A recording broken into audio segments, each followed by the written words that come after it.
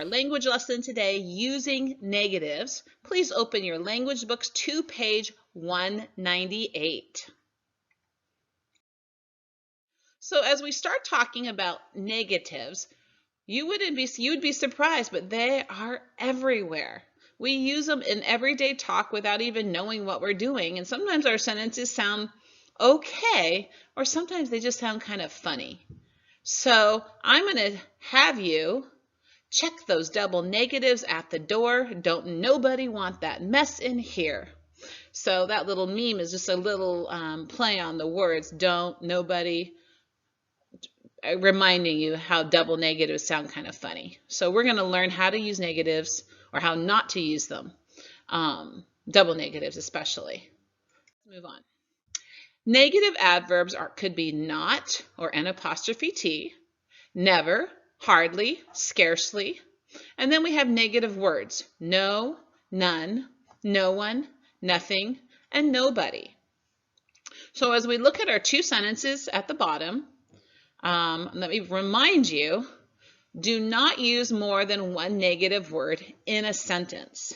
Okay, so we have to be careful that we're not using these words up at the top in the purple bar more than a couple of times. We want to use it just once.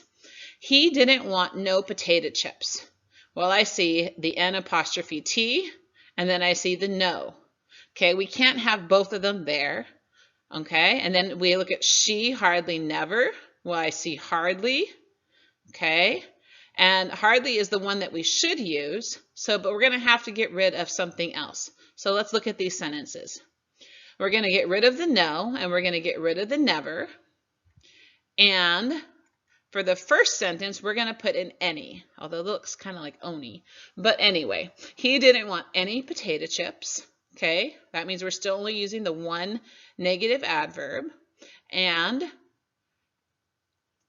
we are looking at hardly never eats pizza. We're just going to get rid of the never and say she hardly eats pizza. Okay, so let's move on to our next one. I don't have Think A on here because it actually just says to read the sentences carefully. So let's read a few together and then we'll go on to Think B. Think A, number 1, the customer did not have the proper change. Not is used correctly in that sentence. Number 2, he has no boots for the snowy weather. Number 3, because he slept late, Carlos scarcely made the school bus on time. Now, scarcely is the adverb and is identifying the verb made. How did he do it? He scarcely made the school bus. Number 4, nobody is selling any popcorn for the game. Nobody is describing who's doing what, okay? So, and number 5, we don't want any failures on the spelling quiz. Only one negative is used in each of these sentences. So read the rest to yourself, and now we can look at Think B. Now the directions for Think B is to read the whole sentence. Sometimes you guys just want to go for bold words or just guess on things, but it's really important that you read the sentences. The whole sentence is from the beginning to the end. And it says underline each negative. And number 2, if the sentence has only one negative, write correct in the blank of the sentence. And if the sentence has more than one negative, write wrong in the blank to the left of the sentence. Okay, so let's look at number 1. Jessica has packed nothing for the trip. Hasn't packed.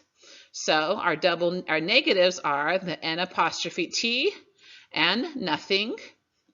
And it's wrong because there's 2 of them. If there's 2 of them, then it's going to be wrong. And number 2, Isaac isn't hardly awake enough to brush his teeth. Well, our double negatives is the apostrophe, the N apostrophe T, and then we see that word hardly. There's 2 of them. So that sentence would be wrong.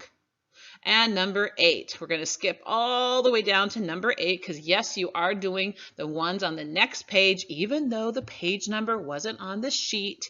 Think B moves on to the next page, so you will do all of the problems in Think B up through 10. All right, let's look at number 8. Nobody wants to practice, but everybody knows that practice makes perfect. Well, your negatives are nobody. That's just one. So guess what? The sentence is correct.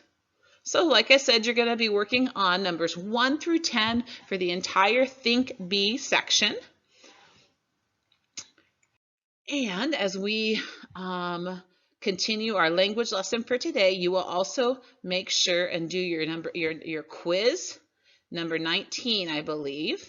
So get to work, finish up these lessons, and hopefully you've learned a little bit about using negatives correctly. Have a great day, boys and girls.